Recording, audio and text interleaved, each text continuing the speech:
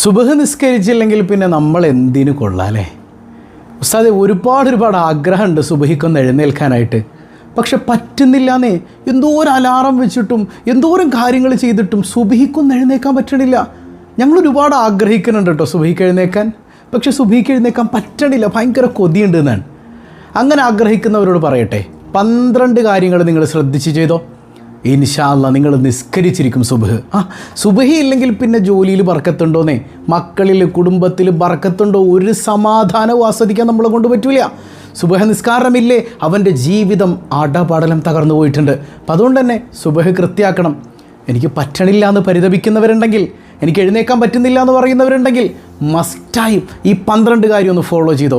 ഉറപ്പായും അള്ളാഹു നിങ്ങൾക്ക് തൗഫീക്ക് തരും. 1000 രൂപ സമ്മാനമായി ലഭിക്കുന്ന ചോദ്യം വീഡിയോയിലുണ്ട്. മുഴുവനായി കാണുക, ഉത്തരം കമൻറ്റ് ചെയ്യുക, നാമുമായി ബന്ധപ്പെട്ട എല്ലാവരിലേക്കും എത്തിച്ചു കൊടുക്കുക. അള്ളാഹു റബ്ബുൽ ആലമീൻ അവൻ്റെ യഥാർത്ഥ മുത്തഖീങ്ങളിൽ നാം ഏവരെയും ഉൾപ്പെടുത്തി അനുഗ്രഹിക്കുമാറാകട്ടെ. അസ്സലാമു അലൈക്കും വറഹ്മത്തുള്ളാഹി വബറകാതുഹു. എന്തൊക്കെയുണ്ട് എല്ലാവരുടെയും വിശേഷം? സന്തോഷമല്ലേ?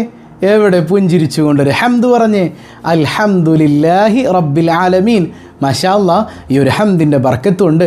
ഹൃദ്യമായൊരു പ്രഭാതവും അതിമനോഹരമായൊരു ദിവസവും സമ്മാനമായി തന്ന് കരുണക്കടലായ നാഥൻ നമ്മെ അനുഗ്രഹിക്കുമാറാകട്ടെ. നമ്മുടെ സങ്കടങ്ങളൊക്കെ അവൻ മാറ്റിത്തരട്ടെ. എല്ലാവരും ഹാപ്പി അല്ലേ? ഇപ്പോൾ ഉസ്താദ് പറഞ്ഞപ്പോഴാണ് ഒരു കാര്യത്തിൽ ഭയങ്കര സങ്കടം. സുബഹ് നിസ്കരിക്കാൻ പറ്റണില്ല ഉസ്താദെ. കൃത്യം സുബഹിക്ക് എഴുന്നേൽക്കാൻ പറ്റണില്ല. അതായത് പല ആളുകൾക്കുമുള്ള ഒരു തൗഫീഖ് ഇല്ലായ്മയാണത്. സുബഹ് നിസ്കരിക്കുക എന്ന് പറഞ്ഞാൽ പടച്ചവൻ്റെ ഭാഗത്തു നിന്ന് കിട്ടുന്ന വല്ലാത്തൊരു തൗഫീഖാണ്. ആ തൗഫീഖ് ഇല്ലെങ്കിൽ നമ്മുടെ ജീവിതം തകർന്നു പോകും, തരിപ്പണായി പോകും. ഒരു നന്മയും നമ്മുടെ ജീവിതത്തിൽ ഉണ്ടാവില്ല. സുബഹ് നിസ്കരിക്കാതെ ഉറങ്ങുന്നവൻ്റെ ചെവിയിൽ പിശാച് മൂത്രമൊഴിക്കുമെന്നല്ലേ സയ്യിദുനാ റസൂലുള്ളാഹി സ്വല്ലല്ലാഹു അലൈഹി വസല്ലം തങ്ങൾ പഠിപ്പിച്ചത്. പിശാച് മൂത്രമൊഴിക്കുന്നൊരു വീട് പിന്നെ എന്തിനു കൊള്ളാം? ആ കുടുംബത്തിൽ എന്ത് ബറക്കത്ത്, എന്ത് സമാധാനം, എന്താശ്വാസം, എന്തനുഗ്രഹം! എല്ലാം ഷർറ് നിറഞ്ഞ ഇരുണ്ടൊരു കൂടാരമായി നമ്മുടെ വീട് മാറില്ലേ സഹോദരങ്ങളെ? പലർക്കും വിശ്വാസമുണ്ട് സുബഹ് നിസ്കാരം അല്ലേ, അങ്ങനെയാണ്, സുബഹി ഭയങ്കര മഹത്വമുള്ളതാണ്, ഫജ്ർ നിസ്കരിച്ചിട്ടില്ലെങ്കിൽ ബർക്കത്തുണ്ടാവില്ല, ഇതൊക്കെ അറിയാം. എന്നിട്ട് നിസ്കരിക്കാൻ പറ്റുന്നില്ല. ഉസ്താദി ഒരുപാട് ശ്രമിക്കുന്നുണ്ട്, ഉറക്കത്തിൽ നിന്ന് എഴുന്നേക്കാൻ പറ്റണില്ല എന്നൊക്കെ പറയുന്നവരെ, സുബഹ് നിസ്കരിക്കാൻ അല്പമെങ്കിലും ആഗ്രഹം നിങ്ങളുടെ മനസ്സിലുണ്ടോ? ഇന്ന് മുതൽ ഈ 12 കാര്യങ്ങൾ നിങ്ങൾ ചെയ്തോ. നാളത്തെ സുബഹി നിങ്ങൾ എഴുന്നേറ്റിരിക്കും. ഉറപ്പാണ്. അള്ളാഹു തൗഫീക്ക് നൽകട്ടെ. 12 കാര്യങ്ങൾ പഠിക്കാം. റെഡിയല്ലേ? ഇതെല്ലാവരിലേക്കും എത്തിച്ചു കൊടുക്കണം കേട്ടോ. നമ്മൾ കാരണം ഒരാൾ നിസ്കരിച്ചാൽ അൽഹംദുലില്ലാ നമ്മൾ രക്ഷപ്പെടൂലേ? നമ്മുടെ നിസ്കാരം സ്വീകരിച്ചിട്ടില്ലെങ്കിലും അയാൾ നിസ്കരിച്ചു, അയാളുടെ നിസ്കാരം സ്വീകരിച്ചിട്ടുണ്ടെങ്കിൽ അതിൻ്റെ പ്രതിഫലം കൊണ്ട് നമ്മൾ ചിലപ്പോൾ രക്ഷപ്പെടൂലേ? അല്ലാഹ് കാരുണ്യവാനല്ലേ? അപ്പോൾ എത്തിച്ചു കൊടുക്കുക, എല്ലാവരിലേക്കും എത്തിച്ചു കൊടുക്കണം. അള്ളാഹു നമുക്കെല്ലാം സുബഹ് കൃത്യമായി സ്വീകരിക്കപ്പെടുന്ന നിലക്ക് നിർവഹിക്കാൻ അള്ളാഹു തൗഫീക്ക് നൽകട്ടെ. ഒന്നാമത്തെ കാര്യം, 12 എണ്ണത്തിൽ ഒന്നാമത്തേത് അള്ളാഹുവിനെ വേണ്ടതുപോലെ ഭയപ്പെടുക എന്നുള്ളതാണ്. ഒരു ഖുശൂ ഉണ്ടാകുക. തതജാഫാ ജുനൂബുഹും അനിൽ മദാജിഅ യദ്ഊന റബ്ബഹും ഖൗഫൻ വതമആ. പരിശുദ്ധ ഖുർആനിൽ അള്ളാഹ് പറയുന്നില്ലേ, അവർക്കിങ്ങനെ അള്ളാഹിനെ ഭയന്നിട്ട് കിടക്കപ്പായിൽ കിടന്നുറങ്ങാൻ പറ്റണില്ല. അവർ കിടന്നാലും മനസ്സിങ്ങനെ അല്ലാ എന്നതിലേക്ക് കണക്റ്റഡാണ്. മുഅ്മിനീങ്ങളുടെ അടയാളാണത്. അവർ കിടന്നാലും ഇങ്ങനെ കിടപ്പുറക്കാത്തതുപോലെ അല്ലാ. ഇതിനെ നമുക്ക് വേറൊരു സെൻസിൽ വായിക്കാൻ പറ്റും. ആ പേടി എന്ന് പറയുന്നത് അല്ലാഹ് എന്നെ ചട്ടിയിലിട്ട് വറുക്കുമോ എന്നുള്ളൊരു പേടിയല്ല. അതിലപ്പുറം നാളെ പരലോകത്ത് ചെന്ന് നിൽക്കുമ്പോൾ റബ്ബുൽ ആലമീനായ തമ്പുരാൻ എനിക്കെല്ലാം തന്നെ പരിപാലിച്ച് എൻ്റെ അല്ലാഹ്, ആ റബ്ബിൻ്റെ മുമ്പിൽ ഞാൻ എങ്ങനെ നോക്കുമെന്നുള്ളൊരു പേടി. ഒരു വല്ലാത്ത ഇഷ്ക്, പ്രണയമുള്ളിടത്ത് ആ പേടി ഉണ്ടാവുള്ളൂ. വെറുതെ എങ്ങനെ അങ്ങോട്ട് പേടിക്കലല്ല, സ്നേഹമുള്ളിടത്തുള്ളൊരു പേടി അല്ലേ? ഒരു ഭാര്യയും ഭർത്താവും തമ്മിൽ, വേണ്ട ഭാര്യയും ഭർത്താവും ഒരു നിക്കാഹ് കഴിഞ്ഞിട്ടേ ഉള്ളൂ, കൂട്ടിക്കൊണ്ടുവന്നിട്ടില്ല അല്ലേ? ഭയങ്കര പ്രണയം നിറഞ്ഞു നിൽക്കുന്ന ആ ഹണിമൂൺ പീരീഡിൽ കിടന്നാലും അവൾ വിളിക്കും 2 മണിക്ക് രാത്രി. അവൾ പറഞ്ഞേക്കണത്, കാക്ക വാപ്പിച്ചി ഉമ്മച്ചിയൊക്കെ ഒന്ന് ഉറങ്ങട്ടെ, രാത്രി 2 മണിക്ക് ഞാൻ വിളിക്കാം കേട്ടോ. കിടന്ന ഉറക്കം വരുമോ മോനെ നിനക്ക്? തതജാഫാ ജുനൂബുഹും അനിൽ മദാജിഅ. കിടക്കപ്പായിൽ കിടന്നിട്ടും ഉറക്കം വരാത്തതുപോലെ കിടന്നാലും കൃത്യം 2 മണിയാകുമ്പോൾ അലാമൊന്നും അടിച്ചില്ലെങ്കിലും അതോ അവിടെ നമ്പർ കോൾ വന്നിട്ടുണ്ടോ, മെസ്സേജ് വന്നിട്ടുണ്ടോ, എങ്ങാനും ഒരു എങ്ങനെ കാക്കൂ അല്ലെങ്കിൽ ഇക്കൂ എന്നുള്ളൊരു മെസ്സേജ് കണ്ടാൽ ചിറകുകൾ പാറി പറക്കുകയായി അല്ലേ? എന്തേ എങ്ങനെ ഫീൽ ചെയ്യാൻ കാരണം? രാത്രി 2 മണിക്ക് ഞാൻ എണീറ്റു, ഉറങ്ങിയതാണ് ഞാൻ. പക്ഷേ ഉറങ്ങിയിട്ടും ഉറക്കം കിട്ടാത്തതുപോലെ എൻ്റെ പ്രിയപ്പെട്ടവൾ എന്നെ വിളിക്കുന്നു അല്ലേ, ഞാൻ ചാടി എണീക്കും. ഇതുപോലെ അള്ളാഹിനോടൊരു മഹബത്ത്, എൻ്റെ റബ്ബ് എന്നോട് സംസാരിക്കാനായി കാത്തിരിക്കുന്ന നിമിഷം അല്ലേ, സുബ്ഹിയുടെ സമയമാകുമ്പോഴേക്കും ഇങ്ങനെ ചാടി എണീക്കും. വല്ലാത്ത കൊതിയോടുകൂടെ അല്ലേ അവിടെ ഇങ്ങനെ ചാടി എണീക്കും എൻ്റെ റബ്ബുമായി സംസാരിക്കാൻ. അതായത് ഈമാനുള്ളവർക്ക് ആ മക്കളെ ആ നിസ്കാരം ഉണ്ടാവുള്ളൂ. അല്ലാത്തൊരു വെറുതെ ഇങ്ങനെ അങ്ങോട്ട് ഒരു യാന്ത്രികമായി നിസ്കരിക്കുന്ന നിസ്കാരത്തെക്കുറിച്ചല്ല കേട്ടോ. യഥാർത്ഥ നിസ്കാരം ആ പ്രണയത്തിൽ അധിഷ്ഠിതമാണ്. അപ്പോൾ വേണ്ടത് അള്ളാഹിനോടുള്ള പേടിയാണ്, ആ ഒരു ഹൗഫും ഖുശൂ ഒക്കെയാണ് ആദ്യം വേണ്ടത്. ഓക്കെ, അതുണ്ടായാൽ അടിപൊളി. രണ്ടാമത്തത് എന്താണ്? സുബ്ഹിയുടെ മഹത്വം തിരിച്ചറിയലാണ്.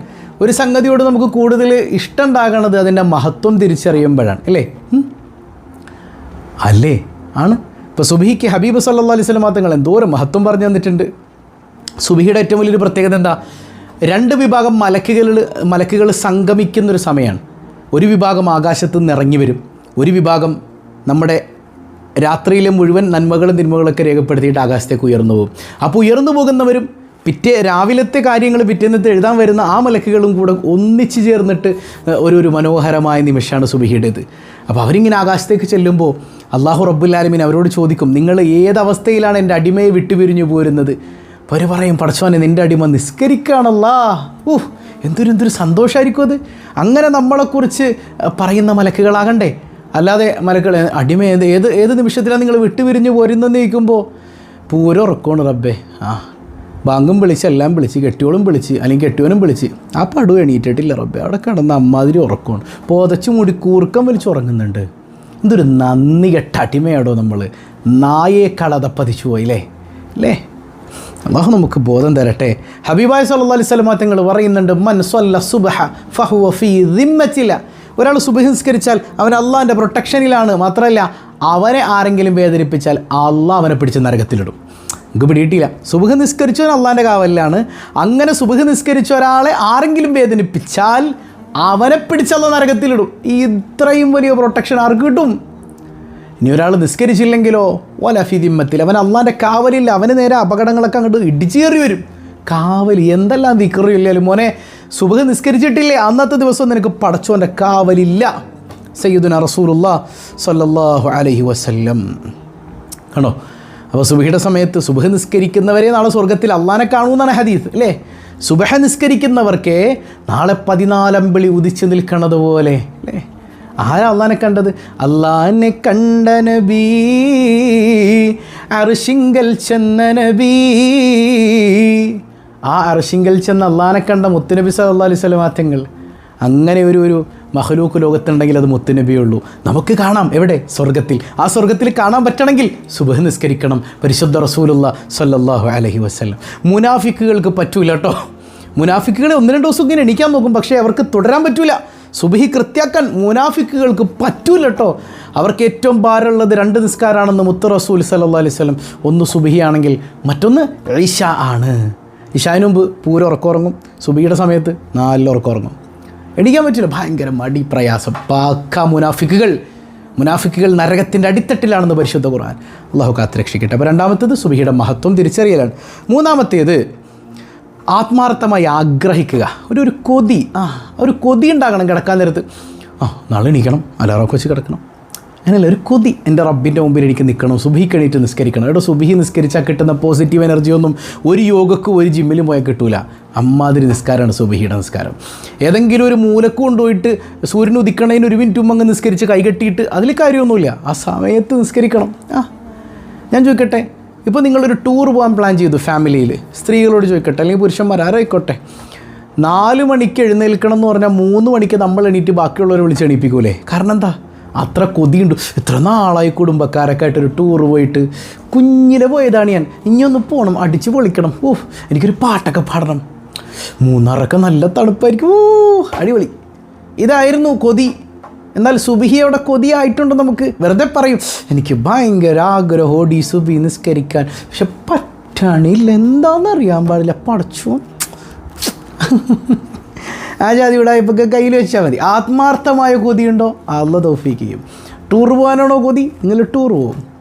നിസ്കരിച്ച് അള്ളാഹുവിലേക്കുള്ള ടൂറാണ് കൊതിയെങ്കിൽ അങ്ങനെ ടൂർ പോകും. ടൂർ പോലെ തെറ്റാതൊന്നുമല്ല കേട്ടോ. ഹലാലായ ടൂറൊക്കെ നല്ലതാണ്. പക്ഷേ നിസ്കാരം കളാക്കിയിട്ടുള്ള എല്ലാ ടൂറും ഹറാമാണ്. നിസ്കാരം നിർബന്ധമാണ്.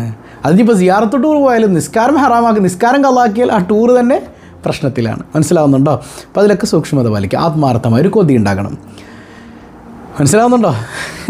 ഇനി നാലാമത്തേത് ദുആ ചെയ്യുക എന്നുള്ളതാണ്. ദുആ ഇബ്രാഹിം നബി അലൈഹി സ്വലാം ദുആയിരുന്നില്ലേ, റബ്ബി ജഅൽനി മുഖീമസ്സലാ, പടച്ചോനെ എന്നെ നിസ്കാരം നിലനിർത്തുന്നവരിൽ എന്നെയും എൻ്റെ കുടുംബത്തെയൊക്കെ നീ പെടുത്തണേ അല്ലാ.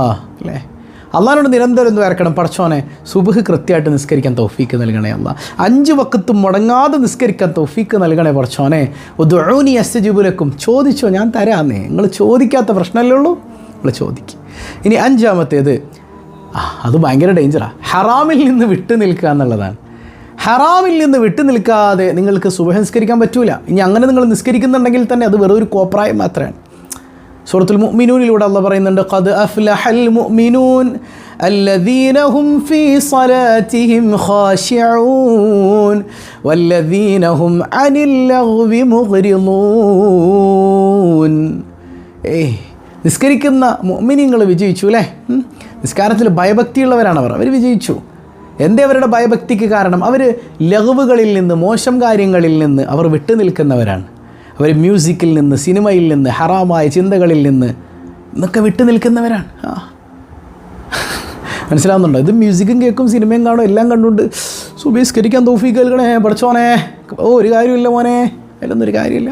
മനസ്സിലാവുന്നുണ്ടോ? അതുപോലെ അതിൻ്റെ ബാക്കി ആയത്തിൽ കാണാം, ലൈംഗിക വിശുദ്ധി ഉണ്ടാകണം. സ്ഥിരമായിട്ട് മാസ്റ്റുബേഷൻ ചെയ്യുന്ന ഒരാൾ സുബഹി മാത്രം നിസ്കരിക്കണം, എന്ത് കാര്യമുണ്ടോ നിസ്കാരത്തിന്? ഹറാമായ മോശം ലൈംഗികമായ വിഷയങ്ങളിൽ ഏർപ്പെടുന്ന ആളുകൾ, ഹറാമായ പോൺ വീഡിയോസ് കാണുന്ന ആളുകൾ, അവർക്ക് നിസ്കരിക്കാൻ തൗഫീക്ക് കിട്ടൂല. മനസ്സിലാവുന്നുണ്ടോ? അപ്പോൾ ഇത്തരം തെറ്റുകളിൽ നിന്ന് മാറി നിന്നിട്ട് വേണം ദ്വാരക്കാനായിട്ട്. അപ്പോൾ അള്ളാഹു തൗഫീക്ക് തരും. തിന്മകളിൽ നിന്ന് വിട്ടു നിൽക്കുന്തോറും നന്മയിലേക്ക് അടുക്കാൻ പറ്റും. ഇതാണ് 5-ാമത്തേത്. 6-ാമത്തേത് ധാരാളം ഇസ്തിഗ്ഫാർ വർദ്ധിപ്പിക്കുക. ഇസ്തിഗ്ഫാർ, അസ്തഗ്ഫിറുല്ലാഹ്, പടച്ചവനോട് നിരന്തരം പാപമോചനം തേടുക. അപ്പോൾ അള്ളാഹു നമുക്കിങ്ങനെ നന്മയിലേക്ക് അടുക്കാനുള്ള അവസരങ്ങൾ ഇട്ട് തരും ഇല്ലേ? ഹബീബായ് സല്ലല്ലാഹു അലൈഹി വസല്ലം തങ്ങൾ പറഞ്ഞില്ലേ, നിങ്ങൾക്കൊരു രോഗമുണ്ട്, ഒരു മരുന്നുണ്ട്. എന്താ രോഗം? പാപങ്ങളാണ് രോഗം. മരുന്നോ ഇസ്തിഗ്ഫാറാണ്. ഇസ്തിഗ്ഫാർ എന്ന മരുന്നിങ്ങനെ അധികം കഴിക്കുമ്പോൾ പാപങ്ങളിങ്ങനെ ഒഴിഞ്ഞൊഴിഞ്ഞ് നമ്മുടെ ശരീരത്തു നിന്ന് പോയി ശുദ്ധിയാകുന്നത് ഫീൽ ചെയ്യാൻ പറ്റും. ഒരു തെറ്റും ചെയ്യാത്ത മുത്തുനബി സല്ലല്ലാഹു അലൈഹി വസല്ലം തങ്ങൾ ഒരു തെറ്റും ചെയ്യാൻ പറ്റൂല മുത്തുനബിയെ കൊണ്ട് അല്ലേ? അങ്ങനെയാണ് ആ സൃഷ്ടിപ്പ് തന്നെ. അങ്ങനെയുള്ള ഹബീബ് പോലും ഡെയിലി ഒറ്റയിരുത്തത്തിൽ 100 തവണ ഇസ്തിഗ്ഫാർ ചെയ്യുമായിരുന്നു. നമ്മൾ ഡെയിലി 100 ഇല്ലെങ്കിൽ ഒരു 30 തവണ പോട്ടെ, ഒരു തവണയെങ്കിലും മനസ്സറിഞ്ഞ് അസ്തഗ്ഫിറുല്ലാഹൽ അദീം, പടച്ചോനെ മാപ്പ് ചെയ്യണേ അല്ലാഹ് എന്നൊന്ന് പറയാൻ പറ്റും നമുക്ക്. അങ്ങനെ പറഞ്ഞാൽ, അങ്ങനെ കൃത്യമാക്കിയാൽ നമുക്ക് അള്ളാഹു സുബ്ഹിക്ക് നന്മ ചെയ്യാനുള്ള തൗഫീക്ക് തരും. ഓക്കെ, ഇനി 7-ാമത്തേത് നന്മകൾ, സൽക്കർമ്മങ്ങൾ ധാരാളം ചെയ്യുക എന്നുള്ളതാണ്. അതായത് നന്മയെ തുടരും, തിന്മയെ തുടരും. ഒരാൾ ഒരു തിന്മ ചെയ്താൽ അടുത്ത തിന്മക്ക് അയാളുടെ മനസ്സിങ്ങനെ പ്രേരിപ്പിച്ചുകൊണ്ടിരിക്കും. അങ്ങനെയാണ്.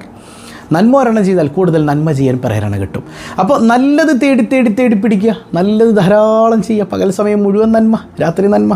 സുബ്ഹി നിസ്കരിക്കും, അതിന് അള്ളാഹു തൗഫീക്ക് ചെയ്യും. ആ തൗഫീക്ക് കിട്ടാൻ പ്രത്യേകം ശ്രദ്ധിക്കുക. 8-ാമത്തേത് വളരെ പ്രധാനപ്പെട്ടതാണ്. നേരത്തെ കിടന്നുറങ്ങാതെ. എത്ര മണിക്ക് കിടക്കണേ? അഭിമാനത്തോടെ പറയും, ഒരു 2-2:30 ആവും കിടക്കുമ്പോൾ. എന്ത് കാര്യമുണ്ട് മോനെ, അങ്ങനെ കിടക്കാൻ പാടില്ല. ഹബീബ് സല്ലല്ലാഹു അലൈഹി വസല്ലം തങ്ങളുടെ ഹദീസിൽ കാണാമല്ലോ, മുത്തുനബി തങ്ങൾ ഇശാ നിസ്കാരം കഴിഞ്ഞാൽ പിന്നെ സംസാരിക്കൂല എന്ന് പറഞ്ഞാൽ അതിൻ്റെ വിശദീകരണത്തിൽ ഇമാം നവവി തങ്ങളൊക്കെ പറയുന്നുണ്ട്, മോശം സംസാരങ്ങൾ സംസാരിക്കൂല. നമുക്ക് വേണമെങ്കിൽ ഇൽമിൻ്റെ സദസ്സ്, വഅദിൻ്റെ സദസ്സ്, നല്ല കാര്യങ്ങൾ പറയാം, കുടുംബത്തോടൊപ്പം ഇരുന്ന് നല്ല ചർച്ചകളൊക്കെ ആകാം. അല്ലാതെ സമയം കൊല്ലി ചർച്ചകൾ അവിടെ പാടില്ല എന്നാണ്. ആ സമയത്ത് ഇശാ കഴിഞ്ഞാൽ പിന്നെ ഉറങ്ങാനുള്ള ടൈമാണ്. അല്ലാത്ത സംസാരങ്ങൾ കറാഹത്താണ്, ഉറങ്ങാനുള്ള ടൈം. എന്തിനാ അങ്ങനെ ഉറങ്ങാൻ പറഞ്ഞത്? നിങ്ങൾ നേരത്തെ എഴുന്നേൽക്കാൻ, നിങ്ങൾക്ക് തഹജ്ജുദ് നിസ്കരിക്കണം, സുബ്ഹി നിസ്കരിക്കണം അല്ലേ? വൈകി കിടക്കുന്ന ആൾക്ക് തഹജ്ജുദുമില്ല, സുബ്ഹിയില്ല, ഒന്നുമില്ല. പിന്നെ എന്തിനാ അവനെ ജീവിക്കുന്നത്? എന്തിനാ? അപ്പം നേരത്തെ കിടന്നുറങ്ങാൻ ശ്രമിക്കുക. 9-ാമത്തേത് വുളുഓടെ കിടന്നുറങ്ങുക. വുളുഓടെ കിടക്കുന്ന മനുഷ്യൻ ഒരു മലക്കിൻ്റെ കാവൽ സുബ്ഹി വരെ അള്ളാഹു നൽകുമെന്ന് സയ്യിദുനാ റസൂലുള്ളാഹി സ്വല്ലല്ലാഹു അലൈഹി വസല്ലം. ഇതിൽ പരം ഭാഗ്യം എന്താ? സുബ്ഹി വരെ ഒരു മലക്കിൻ്റെ കാവൽ കിട്ടുന്ന മനുഷ്യൻ സുബ്ഹിക്ക് എണീക്കൂലേ അല്ലേ? അപ്പോൾ ഈ കാര്യങ്ങളൊക്കെ ചെയ്യുന്നതോടൊപ്പം വുളു ചെയ്യുക. 10-ാമത്തേത് എന്താ? ഉറങ്ങുന്നതിന് മുൻപ് ഒരു 2 റക്അത്ത് വിത്രങ്ങ് നിസ്കരിച്ചേക്ക്. അപ്പോൾ അല്ലാഹു റബ്ബുൽ ആലമീൻ സുബ്ഹിക്ക് നിങ്ങൾക്ക് തൗഫീക്ക് തരും. ഇത് ഇശാ തന്നെ നിസ്കരിക്കണില്ല, പിന്നീട് സുന്നത്തായ വിത്ർ അല്ലേ? അപ്പോൾ ഉറങ്ങുന്നതിന് മുൻപ് രാവിലെ സുബ്ഹി നിസ്കരിക്കാൻ എഴുന്നേക്കാൻ പ്രയാസമുള്ളവരാണ് നിങ്ങളെങ്കിൽ രാത്രി ഉറങ്ങുന്നതിന് മുമ്പ് എന്ത് ചെയ്യുക? 2 റക്അത്ത് വിത്ർ നിസ്കരിച്ചിട്ട് കിടന്നു, അല്ലാഹു സുബ്ഹി നിസ്കരിക്കാൻ തൗഫീക്ക് നൽകും. ഇനി 11-ാമത്തേത് ചൊല്ലാനുള്ള ദിക്റുകളൊക്കെ ചൊല്ലുക. പിശാചിൽ നിന്ന് കാവൽ ലഭിക്കും. പിശാചിൽ നിന്ന് കാവൽ ലഭിച്ചാൽ തന്നെ സുബ്ഹിക്ക് ഒരു പ്രേരണ മലക്കുകളിൽ നിന്ന് നിങ്ങൾക്ക് ലഭിക്കും. ദിക്റുകളൊക്കെ നിങ്ങൾക്ക് ചൊല്ലാം. ആ കൂട്ടത്തിൽ ആമന റസൂൽ ആയത്ത് മുടങ്ങുന്നത് അല്ലേ, 2 ആഴ്ചകളാണത്.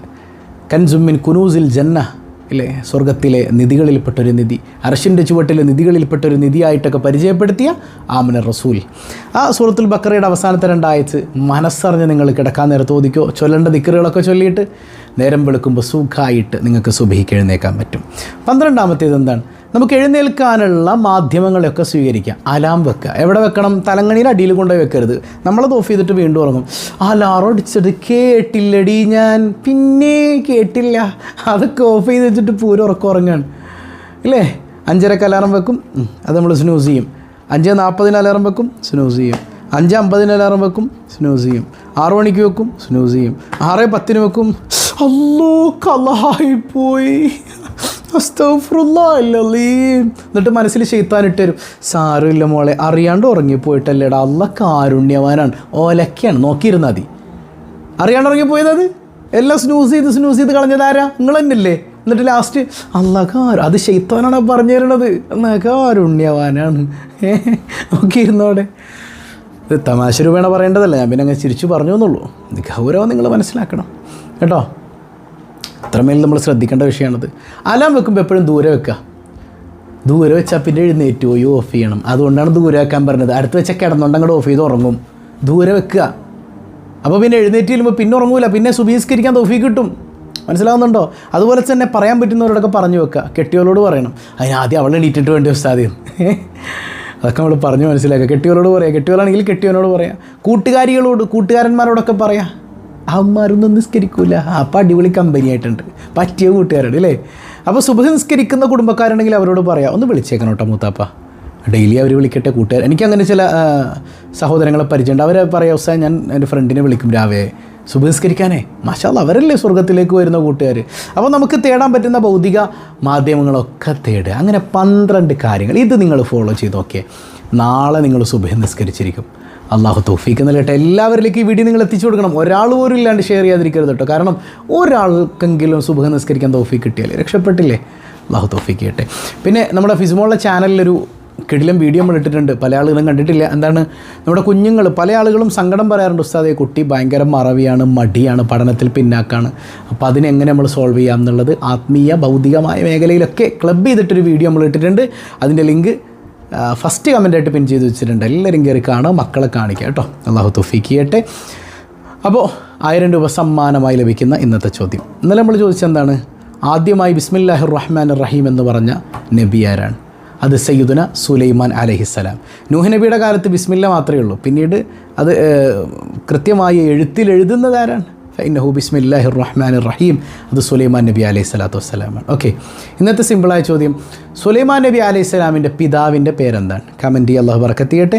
പതിവായി ചൊല്ലുന്ന ദിക്ർ സുബ്ഹാനല്ലാഹി വബിഹംദിഹി عدد خلقه ورضا نفسه وزنة عرشه ومداد كلماته سبحان الله وبحمده عدد خلقه ورضا نفسه وزنة عرشه ومداد كلماته سبحان الله وبحمده عدد خلقه ورضا نفسه